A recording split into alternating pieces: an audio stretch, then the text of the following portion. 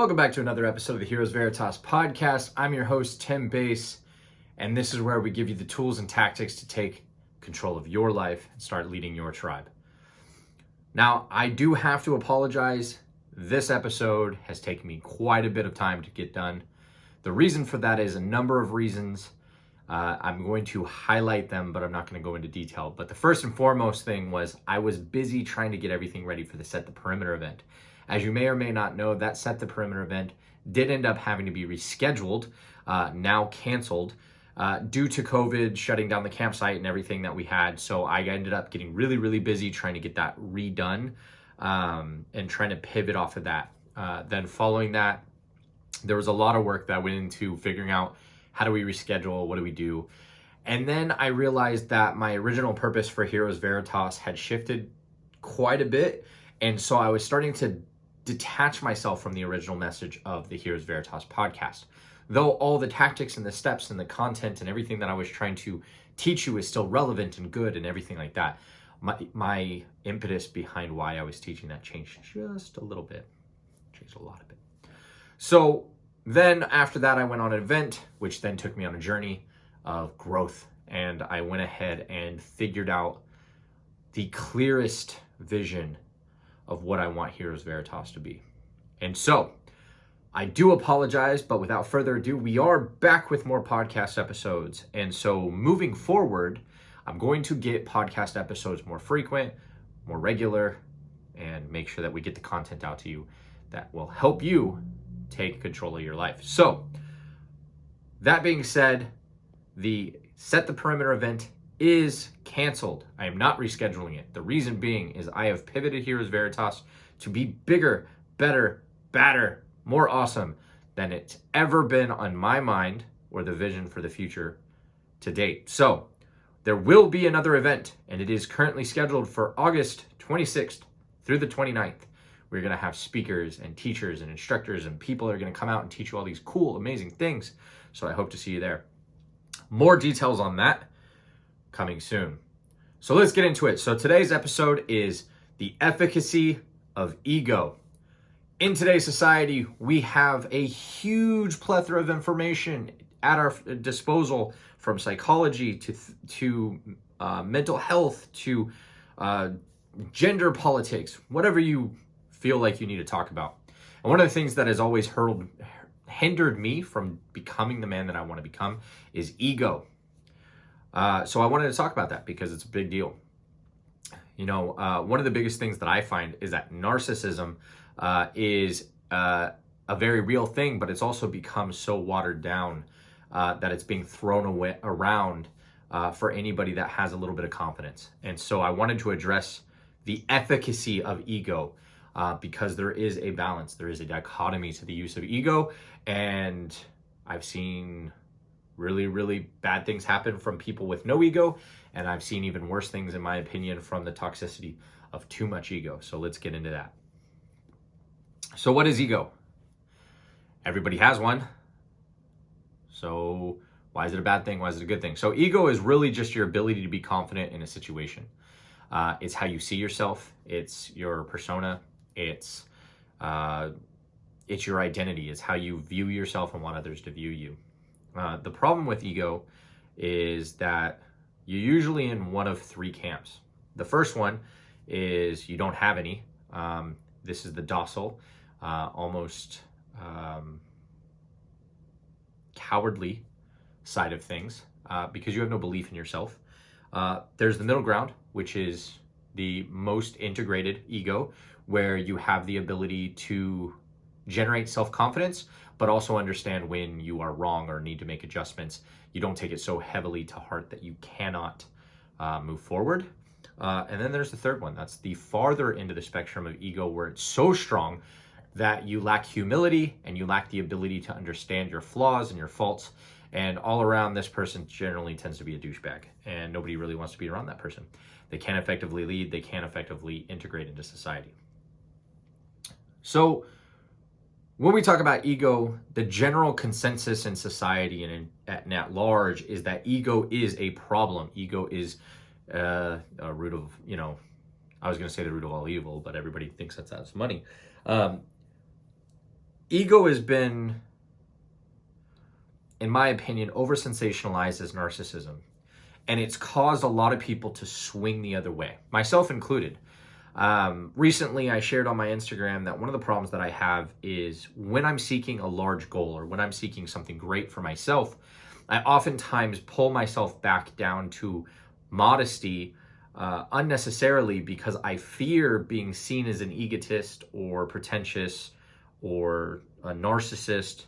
And so what ends up happening is, even though I am worthy of those things and I'm capable, because I've proven that I'm capable of accomplishing those things, I think to myself, oh, well, that would make you an egotist, so you better start self-sabotaging. So oftentimes ego creates a fear mechanism where we're afraid of losing our humility, and we stop celebrating ourselves in a way that will allow us to think bigger, achieve more, seek greatness, and in turn help people in our circle. So let's talk about not having ego. Let's talk about the first part, not having ego. This is a really critical one, and this aligns with our foundational virtue of courage. When you lack ego of any kind, you lack self-confidence. And what ends up happening is, this is typically the person who sometimes gets seen as indecisive.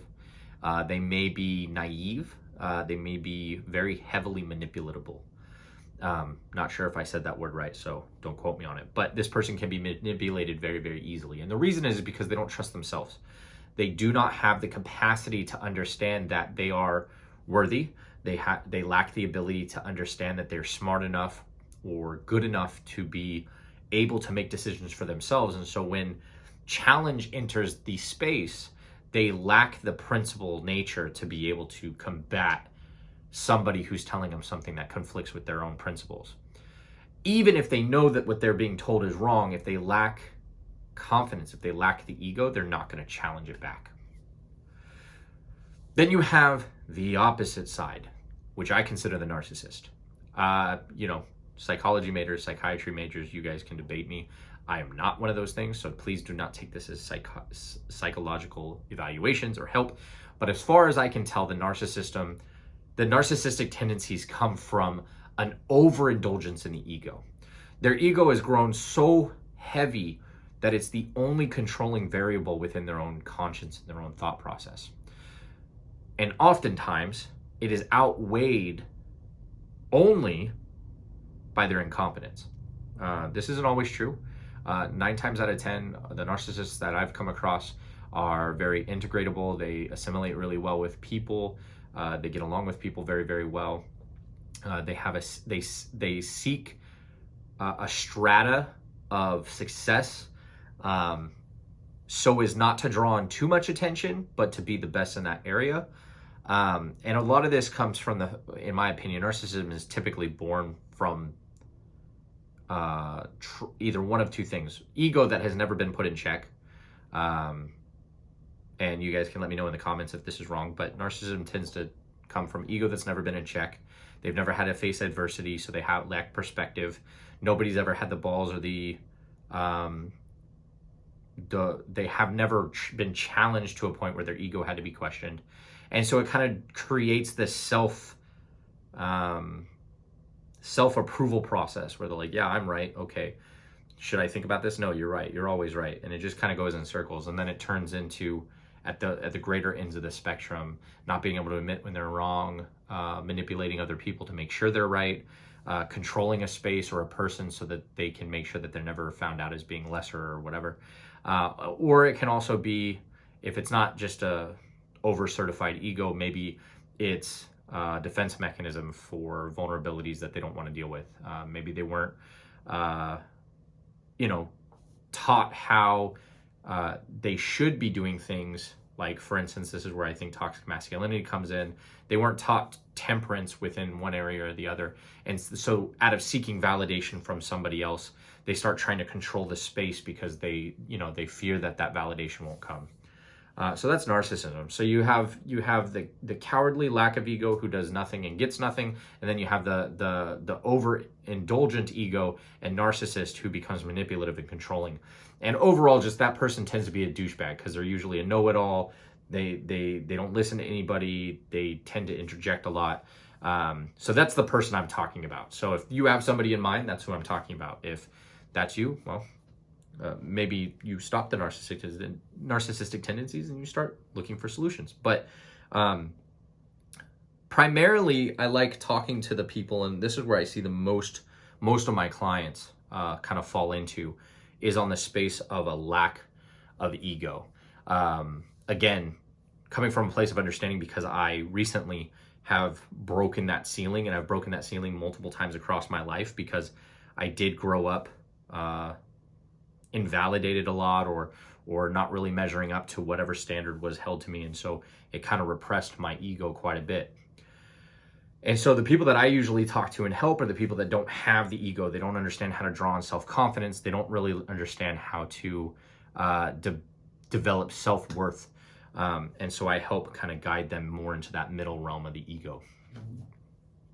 And so within the middle realm is where you really get the best of both worlds, because you do need a certain level of narcissism to even think that you should be able to attempt something that may be impossible or never been done, or somebody from your strata or your income level or your background or your ethnicity, if that's something that you think stops you.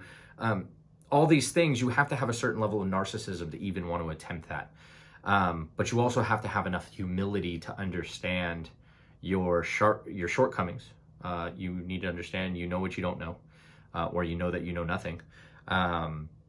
You have to have enough humility to take guidance and adopt that guidance. And that all comes from a dichotomy of ego, a balance of ego. And so when I say the efficacy of ego, that's what I'm talking about. The efficacy of ego removes the emotionality from whether or not ego is good or bad. It removes the morality of the good or bad ego.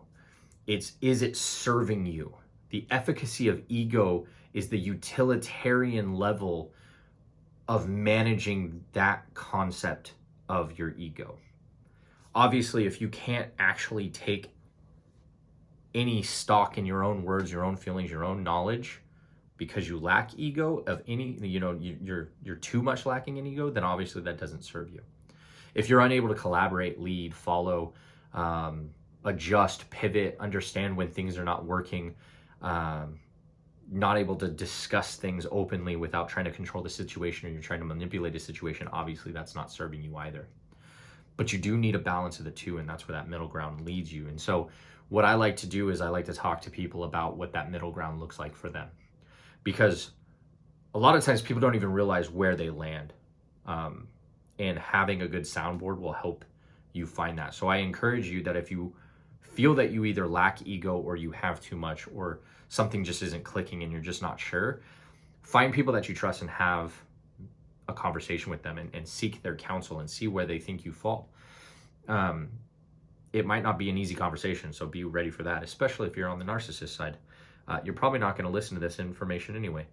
But if you're in the middle, there's hurdles to being in the middle. So if you're at the lower end of the spectrum, developing enough ego to go and do things, I'm going to give you the tactical steps to do that. They're very simple. Whatever you think you're wrong about, go confirm it. Whatever you think you're wrong about, go confirm it. Seek empirical evidence to prove you're wrong or right without your ego. And just let that be.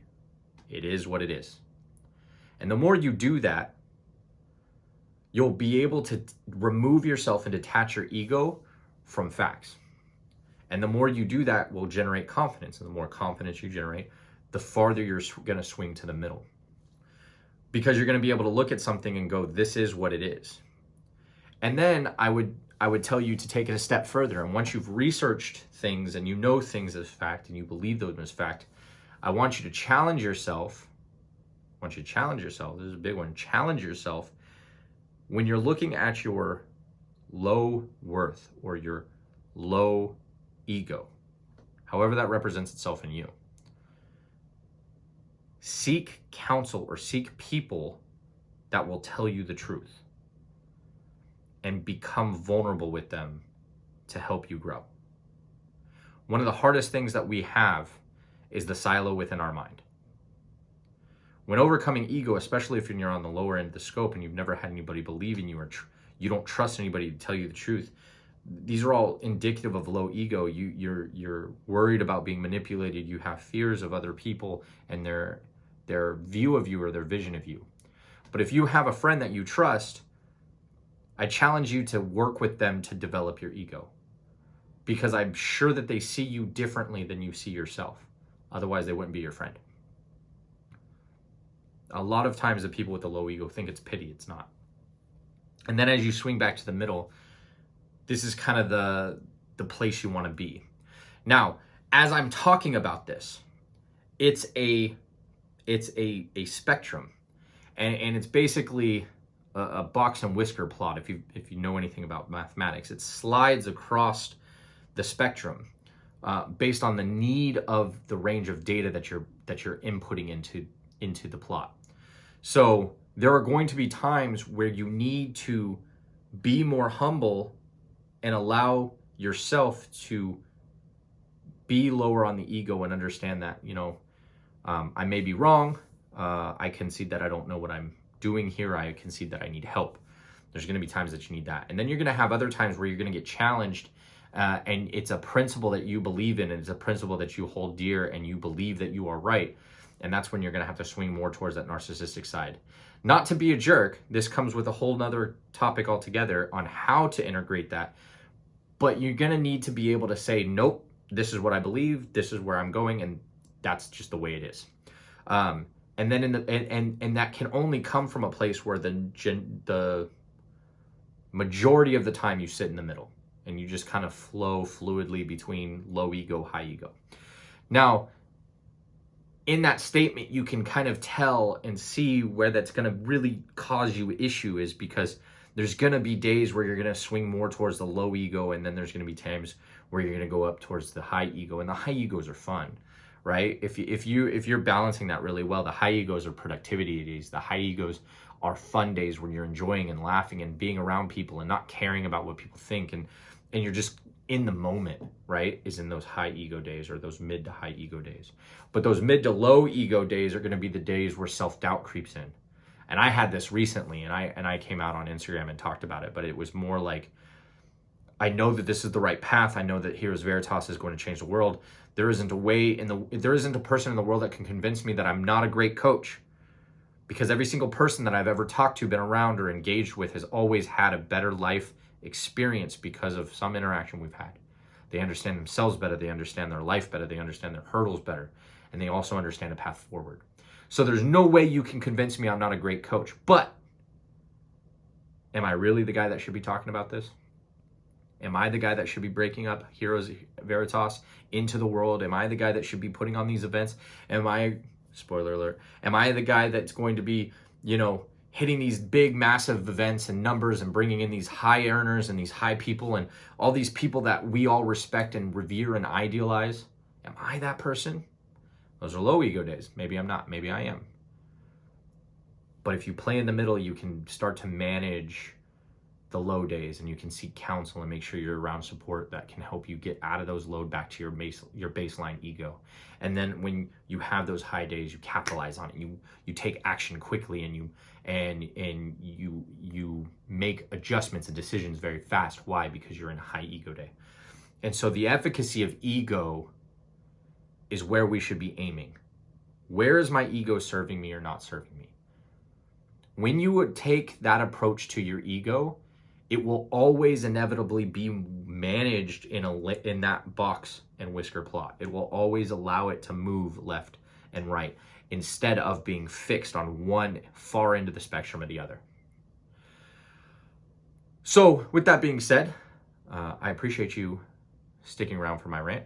That is how I see the efficacy of ego. When it comes to ego, it's a very nuanced concept, and it's different for every single person. There's a lot of traumas that can come up. There's a lot of issues that can come up. There's a lot of triggers that can come up. However, it is a necessity. If you want to achieve something great, you're going to need some level of narcissism to do it. But if you're going to be able to do anything great and actually achieve it, you're going to need a team, which means you're going to need humility. It's the only way you're going to be able to lead. So you're going to have to balance it. So I challenge you. 1, sit down and figure out where you sit. Are you on the high ego side? Are you on the low ego side?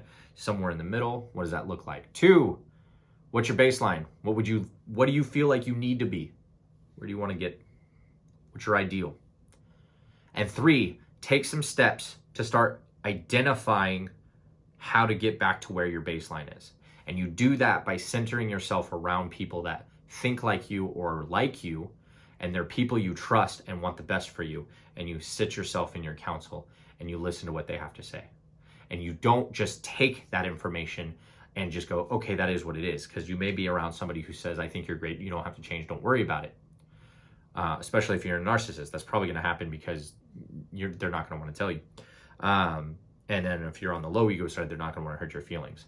But actually ask questions, get real deep and involved in it, and take an active role in determining who you want to be and who you have to become to get your ego to your baseline.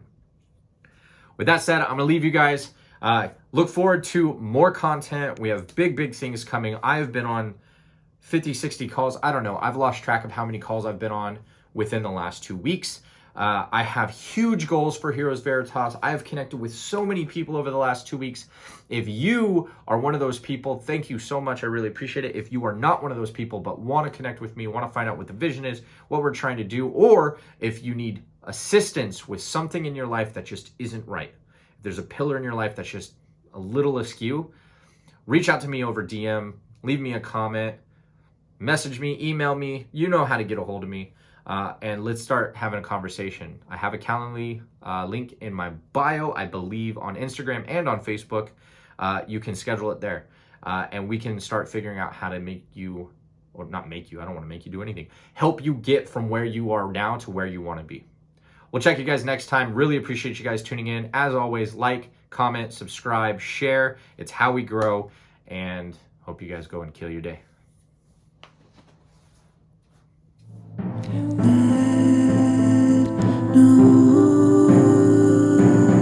Your spirit.